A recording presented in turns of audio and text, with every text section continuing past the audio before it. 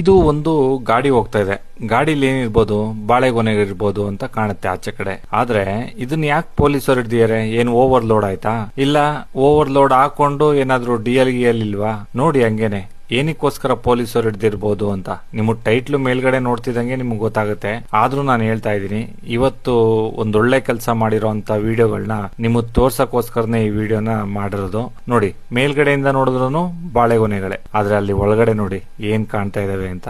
ಹಸುಗಳು ಕಾಣ್ತಾ ಇದೆ. ಹಸುಗಳನ್ನ ಸಾಕ್ಸಕ್ಕೋಸ್ಕರ ಬಾಳೆಗೊನೆ ನೆಪದಲ್ಲಿ ನೋಡಿ ಯಾವ ತರ ಪ್ಲಾನ್ ಮಾಡಿದ್ದಾರೆ ಅಂತ ಅಂದ್ರೆ, ಈ ತರನು ಪ್ಲಾನ್ ಮಾಡಿ ಕರ್ಕೊಂಡು ಹೋಗ್ತಾರೆ ಹಸುಗಳನ್ನ ಅಂತ ಹೇಳಿ ಇವತ್ತೇ ಗೊತ್ತಾಗಿದ್ದು. ಯಪ್ಪ ದೇವ್ರೆ, ಮೂಗ್ ಪ್ರಾಣಿನ ಯಾವ ತರ ನೋಡಿ ಹೊರ್ಚ್ಕೊಳ್ಳಲ್ಲ ಕಿರ್ಚ್ಕೊಳ್ಳಲ್ಲ ಅನ್ಬಿಟ್ಟು ಈ ತರ ಎಲ್ಲ ಪ್ಲಾನ್ ಮಾಡಿ ಕರ್ಕೊಂಡು ಹೋಗೋದು ಎಷ್ಟು ಮಟ್ಟಕ್ಕೆ ಸರಿ? ಇದನ್ನ ಕಡಿವಾಣ ಹಾಕಕ್ಕೆ ಆಗೋದೇ ಇಲ್ಲ ಅನ್ಸುತ್ತೆ ಮೋಸ್ಟ್ಲಿ. ಎಷ್ಟೇ ಹೋರಾಟ ಮಾಡಿ ಏನೇ ಮಾಡಿ ಈ ತರದೊಂದು ಕೆಲಸ ನಡೀತಾನೆ ಇರುತ್ತೆ. ನೋಡಿ, ಹಸುಗಳೆಲ್ಲ ಒಳಗಡೆ ಕೂತಿದಾವೆ. ಮೇಲ್ಗಡೆ ಹೆಂಗೆ ವುಡ್ ಹಾಕ್ಬಿಟ್ಟು ಮೇಲ್ಗಡೆ ಮಾತ್ರ ಪ್ಯಾಕ್ ಮಾಡ್ಕೊಂಡು ತಗೊಂಡ್ ಹೋಗ್ತವ್ರೆ. ಕಾನೂನು ಈ ತರ ಕೆಲಸ ಮಾಡೋರ್ಗೆಲ್ಲ ಒಂದು ದೊಡ್ಡ ಕಠಿಣ ಶಿಕ್ಷೆ ಕೊಡ್ಬೇಕು. ಯಾವ ತರ ಇರ್ಬೇಕಪ್ಪ ಅದು ಶಿಕ್ಷೆ ಅಂತಂದ್ರೆ, ನೆಕ್ಸ್ಟ್ ಆ ತರ ಕೆಲಸ ಮಾಡೋಕೆ ಅವ್ರಿಗೆ ಮನಸ್ಸೇ ಬರಬಾರ್ದು. ಆ ತರದೊಂದು ಶಿಕ್ಷೆ ಕೊಡ್ಬೇಕು.